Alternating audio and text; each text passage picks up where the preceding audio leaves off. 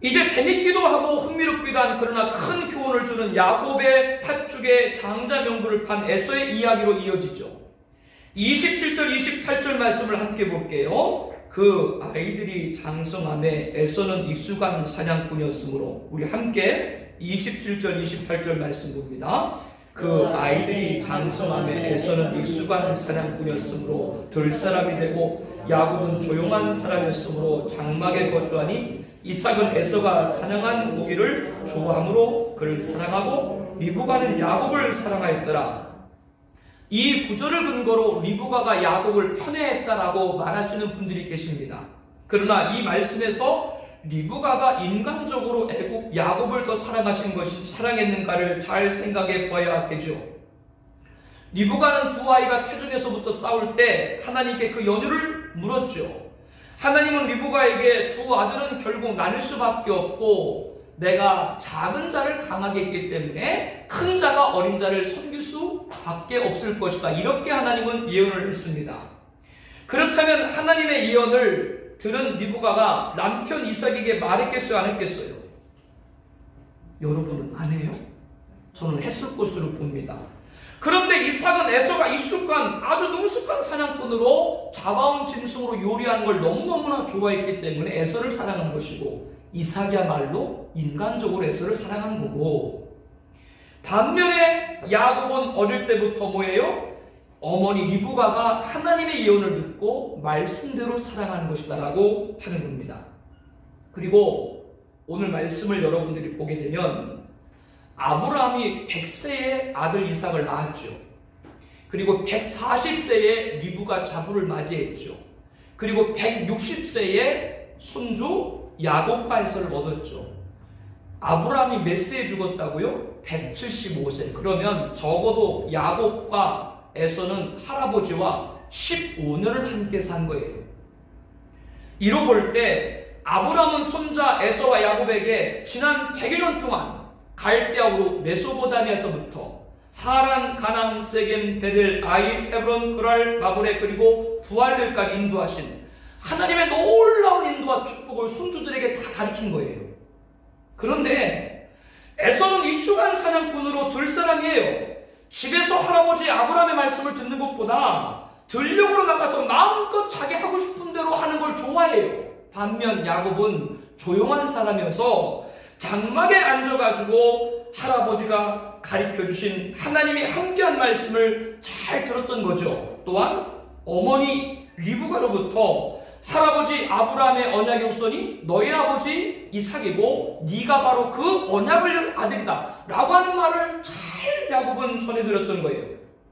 이렇게 말씀을 잘 들은 야곱은 곁길로 가지 않았지만 에서는 나중에 보게 되면 하나님을 믿지 않는 이방 여자 하나도 아니고 둘과 결혼해요. 그리고 이로 인해서 이삭과 리브가가 근심이 되죠. 거기로 끝난 것이 아니라 이삭과 리브가가 야곱만큼은 닷단 아람 외삼촌 라반 집에 보내서 이방 여인이 말고 하나님을 경외하는 여인을 아내로 맞이하게 합시다. 이 말을 이스마엘이 듣고 야곱이 에서가 듣고 어떻게 했냐면 이스마엘 딸과 또 혼인해요. 꼭 말씀의 반대로만 가요. 에서는. 이유가 뭐라고요? 에서는 말씀을 안 듣고 자기 멋대로 뛰어난 결과죠. 이런 에서의 성향은 결정적으로 뭐를? 장자의 명분을 가볍게 여기죠. 말씀 안 듣고 자기 맘대로 했으니까. 그러나 할아버지 아브라함으로부터 어머니 리브가로부터 야곱은 하나님의 언약의 아들이 되는 것이 얼마나 중요한 것이고 그 언약을 이은 후손이 된 복이 얼마나 중요한 것인가를 잘 들었기 때문에 장자의 명분을 받으려면 기다리고 사모했죠. 그렇게 기다리고 사모하던 날이 다가왔습니다. 항상 장막에 있던 야곱은 아주 따뜻하고 맛난 팥죽을 쏘았습니다. 아마도 이 말씀을 전으로 볼 때 야곱이 팥죽을 쏘게 한 것도 어머니 리브가의 조언 아니었나 생각이 돼요. 왜냐하면 나중에 보게 되면 이삭의 축복을 받게 하기 위해서 에서로 변장을 시킨 것도 누구예요? 어머니 리브가고, 장자 명분을 축복을 빼앗기고 살기가 등등해서 애굽을 에서가 죽이려고 할 때 오라비 라반의 집으로 보낸 것도 누구예요? 리브가이지 않습니까? 그렇기 때문에 리브가는 들로 나가서 사냥을 즐긴 에서가 돌아온 시간을 알았고 그 시간대가 되면 매우 시장한 것을 알고 있었기 때문에 야곱에게 형이 돌아오는 시간에 맞춰서 맛있는 냄새를 풍기는 팥죽을 쏘라 아마 시켰다라고 보여집니다. 아니나 다를까 사냥에서 돌아온 에서는 심히 피곤했고 동생에게 붉은 것 팥죽을 가리키죠. 내게 먹게 하라라고 요구합니다. 이에 야곱은 형의 장자의 명분을 오늘 내게 팔라라고 제안하죠. 이를 들은 에서는 내가 죽게 되었으니 장자의 명분이 내게 무엇이 유익하리오라고 생각했습니다. 야곱은 두 번째로 에서에게 말할 때 오늘 내게 맹세하라라고 말합니다. 여기서 이 맹세라는 말이 중요해요. 하나님은 항상 아브라함에게 나타날 때 언약을 내리셨고 그 말을 들은 아브라함은 맹세를 했었죠. 할아버지 아브라함으로부터 이 말씀을 듣고 들었던 야곱은 맹세가 얼마나 중요한가를 알았어요. 그래서 형 에서에게 장자 명분을 내게 팔라고 하면서 맹세하라라고 한 것이죠. 내가 배고파 죽게 되었는데 그까짓 것 장자의 명분이 무슨 유익이 있으리오? 생각 안에서는 맹세의 중요함을 모르고 맹세하고 장자 명분을 야곱에게 판지라고 33절에 말씀합니다. 에서는 야곱이 준 떡과 팥죽으로 배가 잔뜩 부른 후에 아무 일도 없다는 듯이 그 자리를 일어섰죠. 이에 대해서 에서가 장자의 명분을 가볍게 여겼다라고 오늘 본문 34절에 말씀을 합니다. 하나님의 기업을 이어받으려면 큰 기업을 이어받으려면 첫 번째 교만하지 말아야 됩니다. 두 번째 하나님은 기쁘신 대로 정하십니다. 내가 하나님한테 받은 걸 알아야 돼요. 세 번째는 절대로 명분을 뺏기면 안 돼요. 아들의 명분을 뺏기면 안 돼요. 하나님의 명분을 빼앗기지 말아야 됩니다. 그러려면 할아버지 아브라함과 어머니 리브가를 통해서 하나님의 말씀을 외운 야곱같이 말씀을 듣는데 귀결해야 되고 말씀을 따라야 됩니다. 그렇지 않고 에서같이 들로 나가 자기 하고 싶은 대로 하면 맹세가 중요한 것인지 언약이 중요한 것인지 장자 명분이 어떤 것인지 몰라요. 자기 멋대로 하고 다녔으니까. 아이들 가운데 부모님 말 잘 듣는 애들이 있고 부모님 말 안 듣는 애들이 있는데 어떤 차이가 있어요? 나중에 결혼해서 고생하지 뭐. 간단히 요약해서 얘기하면 됩니다. 우리는 각각의 성향이 있습니다. 태어날 때부터 야곱같이 조용한 기질을 가진 조용한 사람이 있고 에서같이 거친 그런 성격을 가진 사람이 있어요. 에서같이 거친 성격이 잘못됐다고 하는 것이 아니에요. 자신의 성격이 거칠어도 말씀을 듣는 데는 기울이기를 축복합니다. 핵심은 그거예요. 하나님 말씀만큼은 절대로 자기 성격대로 하지 마요. 하나님 말씀 자기 성격대로 하면 안 돼요. 야곱이 된 것 장자의 명분은 오늘 저와 여러분에게도 있어요. 갈라디아서 4장 4절 말씀 이하부터 보면 2000년 전 하나님이 정하신 때가 참에 하나님의 아들을 보내사 죄가 없음에도 율법 아래 나게 하시오 율법 아래 죄 가운데 있는 우리를 위해 십자가에 죽으심으로 속량했다라고 말씀을 합니다. 이로 인해 우리로 하나님의 아들의 명분을 얻게 하려 했다라고 말씀을 합니다. 그러므로 이제 우리는 아들이면 하나님을 말미암아 유업을 받을 자라고 말씀을 합니다.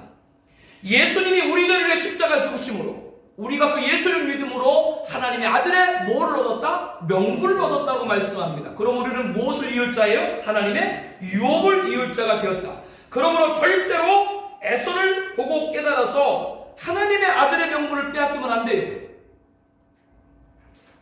하나님의 아들의 명분을 빼앗기지 않는 여러분 되시길 다시 한번 예수님의 이름으로 축복해 드립니다.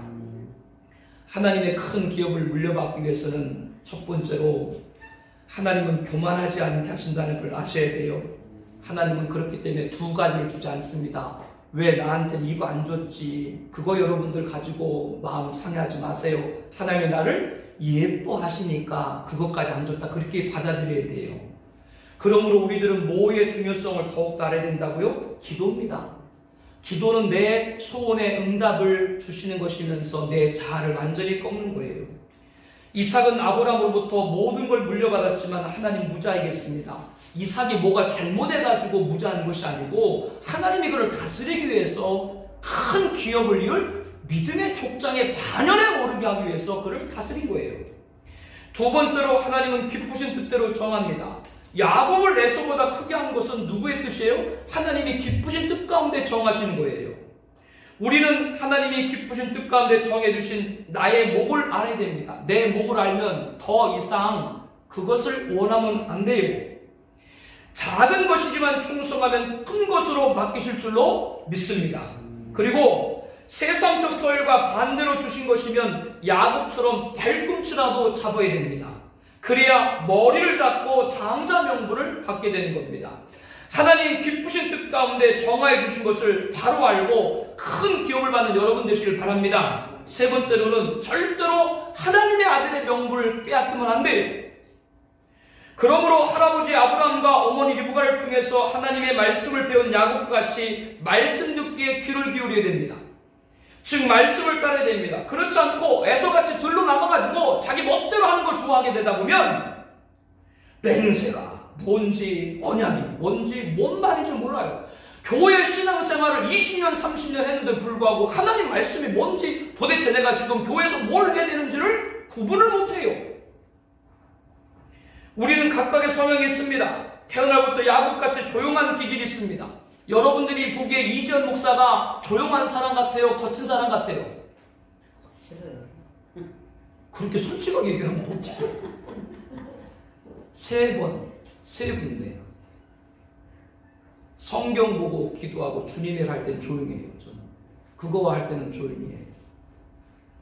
우리가 어떤 성격이든 절대로 하나님 말씀을 경히 여기지 않기를 바랍니다.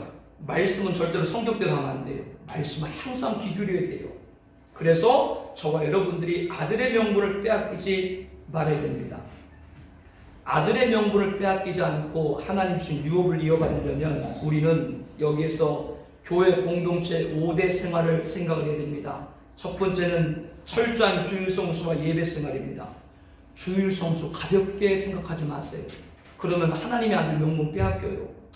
언제부터 한국교회가 주일 성수를 그렇게 가볍게 생각을 했어요? 내가 당장 일해야 되는데 주일이 대수야? 요즘 주일 성수를 이상한 말로 표현하게 하는 자들이 있습니다.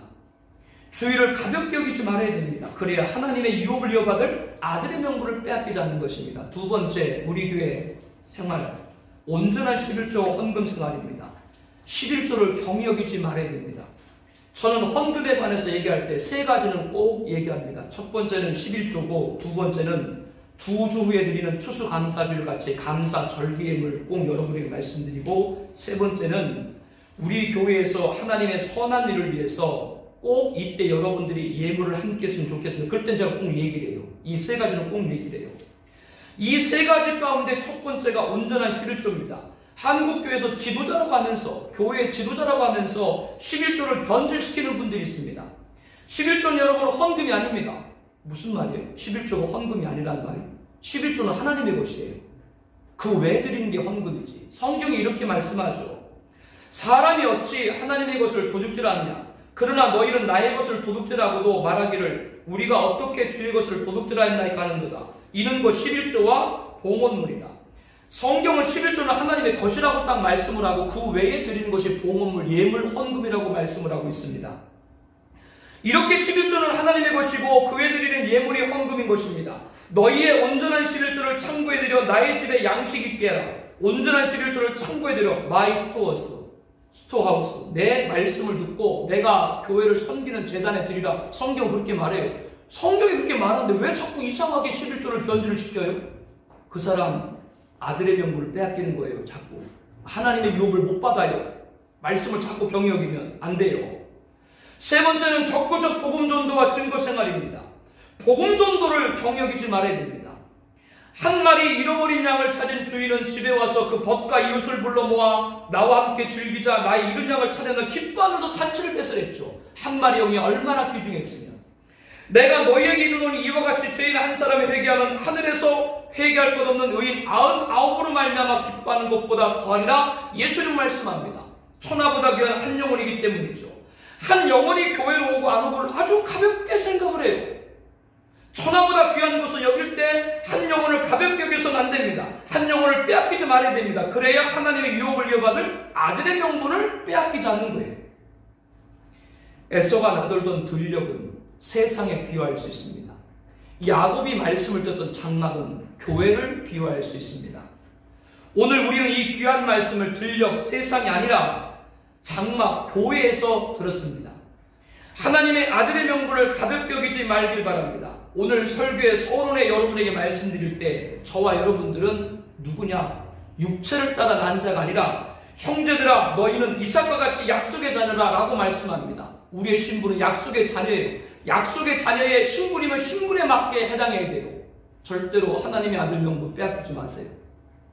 그거 빼앗기는 말들에 따르지 마세요. 그런 사람 있고 나의 멀리에 여러분한테 도움이 안 돼. 왜 그 사람 말 듣고 하나님 명분을 빼앗겨요? 우리는 장막 세상이 아니라 우리는 들녘 세상이 아니라 장막 교회에서 이 말씀을 들었습니다. 그대로 하나님의 아들의 명분을 얻은 것이 우리입니다.